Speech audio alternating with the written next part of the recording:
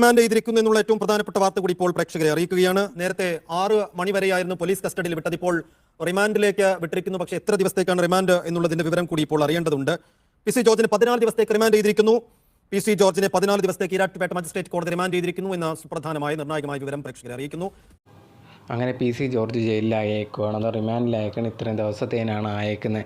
ഇതിനെല്ലാം കാരണം എന്ന് പറഞ്ഞാൽ അദ്ദേഹം ഇങ്ങനെ ഓരോ മീഡിയയിലും വന്നിരുന്ന് ഇങ്ങനെ വേണ്ടാത്ത ഓരോ കാര്യങ്ങൾ വിളിച്ചു പറയുന്നതാണ്. ഇദ്ദേഹം മാത്രമല്ല, ഇദ്ദേഹത്തിനെ പോലെ കുറേ അധികം ആൾക്കാർ പറയുന്നുണ്ട്. പക്ഷേ എന്നിരുന്നാൽ പോലും ഇദ്ദേഹം തുടർച്ചയായിട്ട് ഇങ്ങനെ തന്നെ കുറേ അധികം പണ്ട് തൊട്ടേ ഇങ്ങനെ ആൾക്കാരെ ചീത്ത വിളിക്കുക എന്നൊക്കെ പറഞ്ഞ് ഓരോ കാര്യങ്ങളായിട്ട് തുടർന്നുകൊണ്ടിരുന്ന സമയത്താണ് കഴിഞ്ഞ പ്രാവശ്യം ഞാനതിനെപ്പറ്റി ഒരു വീഡിയോ ഇട്ടിരുന്നു.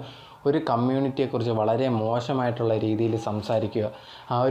അതും ഒരു മീഡിയയിൽ ഒരു ചാനലിൽ വന്നിരുന്ന ഡിബേറ്റിനിടയിലാണ് സംസാരിക്കുന്നത്. അതും വളരെ മോശമായിട്ടുള്ള രീതിയിൽ സംസാരിക്കുമ്പോൾ അതൊരിക്കലും കോടതിയോ അല്ലെങ്കിൽ ഇവിടുത്തെ നിയമമോ ഒന്നും വെറുതെ വിടത്തില്ല. അത് എത്ര വലിയ പൊളിറ്റീഷ്യൻ ആയാലും ശരി. ഇതുപോലെ തന്നെ ചിലവർ പറയുന്നുണ്ട് ഇദ്ദേഹം വലിയ തെറ്റൊന്നും ചെയ്തിട്ടില്ലല്ലോ എന്നുള്ളൊരു കാര്യം. പക്ഷേ എന്നിരുന്നാൽ പോലും ചെയ്ത തെറ്റ് തന്നെയാണ്. ഇതുപോലെ കുറേ അധികം പൊളിറ്റീഷ്യൻസ് ഉണ്ട്, അതും സീനിയേഴ്സായിട്ടുള്ള പൊളിറ്റീഷ്യൻസ് ഉണ്ട്. അവരുണ്ട് ഇതേ കണക്ക് തന്നെ മീഡിയയിലൊക്കെ ഇരുന്ന് വളരെ മോശമായിട്ടുള്ള രീതിയിൽ ബാക്കിയുള്ളവരെ സംസാരിക്കുന്നുണ്ട്.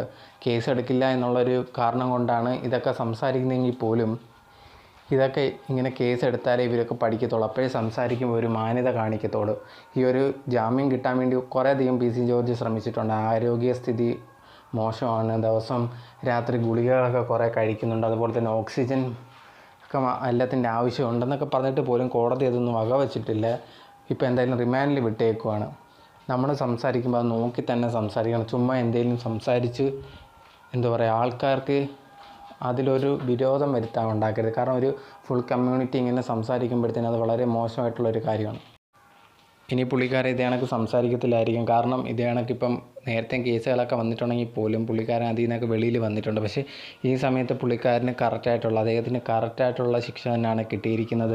ഇനി അദ്ദേഹം സംസാരിക്കുമ്പോഴത്തേക്കും എന്തിനെ പറ്റിയാലും ആരെ പറ്റിയാലും അല്ലെങ്കിൽ ഒരു വിഭാഗത്തെ പറ്റി പറയുമ്പോൾ പോലും ശ്രദ്ധിച്ച് മാത്രം സംസാരിക്കുമെന്നാണ് തോന്നുന്നത്. ഇല്ലെങ്കിൽ ഇതുപോലെ കോടതി ഇനിയും ശിക്ഷ കൊടുക്കുമെന്ന് അദ്ദേഹത്തിന് മനസ്സിലാവണം. ഇദ്ദേഹത്തിന് മാത്രമല്ല, ഇതേ കണക്ക് കുറേയധികം പേരുണ്ട്. അവർക്കും കൂടി ഈ ഒരു ശിക്ഷ ബാധകം. അവർക്കൊരു കുറച്ച് ഒരു അറിവ് കിട്ടാൻ ഇത് സഹായിക്കുമെന്നാണ് തോന്നുന്നത്.